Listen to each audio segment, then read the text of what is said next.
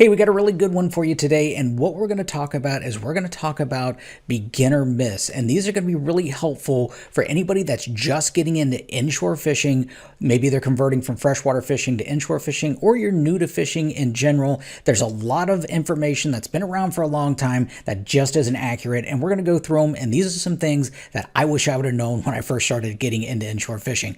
So the first myth that we're going to talk about when it comes to inshore fishing is going to be the fact that you need live bait to catch fish inshore. And this is absolutely not true. Through our community at Salt Strong, we have thousands and thousands of reports of people that are fishing and catching fish and quality fish with artificial lures only, and they absolutely are effective inshore. Now, I'm not saying that live bait doesn't catch fish. It absolutely catches fish. As a matter of fact, if you are brand new to fishing, I highly recommend that you start out using a live shrimp with a little split shot next to a dock or next to a pier, and you're going to wind up catching something.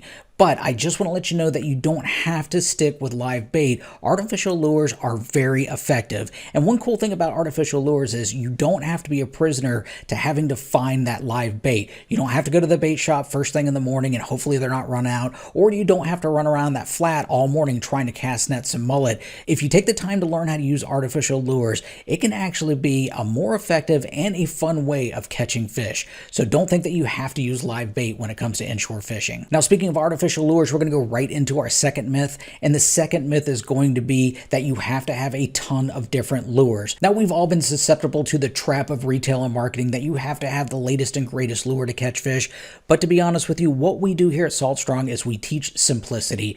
Actually being a master at a couple of different lures is going to go way farther for you in your fishing than having a bunch of lures that you don't know how to use. Matter of fact, I have two lures that I know no matter where I go in this country that I am confident that I can catch fish with, and that is going to be a paddle tail and that's going to be a shrimp imitation. With these two lures, I know I can go anywhere inshore in the United States and wind up catching fish with these. Now, I'm not saying that you have to have the same exact confidence lures that I have, but I do want you to have some sort of confidence bait that you can use. Become a master at a couple of lures and that will catch you fish no matter where you go. So you don't have to have a ton of lures to catch fish, just be good at a few of them. Now, staying with the lure theme, the third myth is going to be that color is more important than it actually is. Color really doesn't matter all that much in the grand scheme of things. Now, I know lure colors can be confusing because everybody you ask has a different opinion. Your neighbor's going to say one thing, the tackle store is going to say another thing, guy on YouTube's going to say another thing, but here's the reality when it comes to lure colors.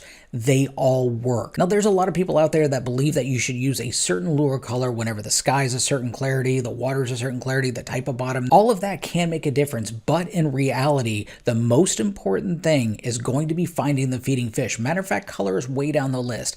If you're out there fishing and you're not catching anything, it is very rare that a simple color change is going to make all the difference in the world. What we need to be focusing on, one, is finding the feeding fish. If we are in an area where there's feeding fish, then we have to look at the profile of the lure, the depth that you're running, the type of retrieve that you're doing, and then maybe talk about the colors. Now let's talk about our fourth myth, and the fourth myth is going to be that fish don't bite during certain seasons. In reality, fish are going to eat all year round. You just need to be where they're going to be at. So what's important to know is that fish follow trends. During certain times of the year and during certain water temperature changes and seasonal changes, they're going to move. They're not going to be in the same places. And where this myth comes from is a lot of people will fish the same spots and they'll have success during certain times of the year and they won't do good in other times of the year. And they think it's because the fish are not biting.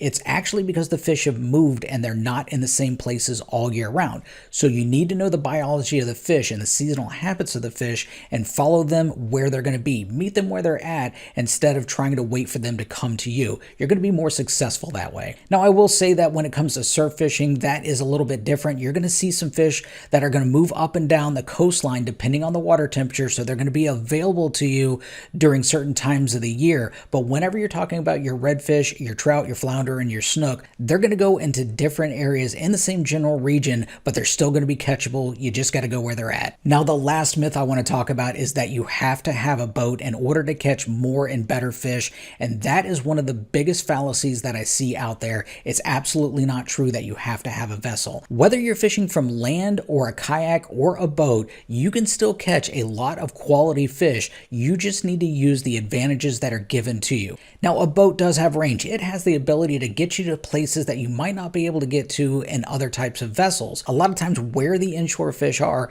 they can be unreachable by a boat. That's where a kayak comes in, but the problem with a kayak is you're limited in range. You can only go so far in a kayak in a certain amount of time. Now, with land-based fishing or even wading, we'll put that in the same group, you have the advantage of stealth. You can approach fish a lot closer and scare less fish away whenever you're using your feet than you are a vessel. It's very easy to make a lot of noise in a kayak or a boat, so there is that advantage. So what you have to do is you have to use the advantages available to you for the type of fishing that you plan on doing. Now, trust me, there's a lot of people out there that wish they had that next level up. There's a lot of land-based anglers that wish they had a kayak so they can get out further, and a lot of kayak anglers that wish they had a boat so they can have extended range. But then there's also the other way. There's a lot of boat anglers out there that wish they had a kayak so they can reach into the places that they can't get to in their boat. And then there's a lot of people that use a kayak to get to spots so they can hop out and wade so they're not scaring the fish. So again, just make sure that you're using what you have to your advantage and don't worry about the next level up. You can still catch fish in any type of method that you decide to use. And if you're looking for a new place to do some land-based angling, we just came out with a new layer on our Smart Fishing Spots app that's called Public Land. Using this feature, you can find some spots that you might not have known about, and you could actually find maybe your new favorite fishing spots. And what I'm going to do is I'm going to put a link to the special offer down below in case you want to try the Smart Fishing Spots app. So make sure and check it out.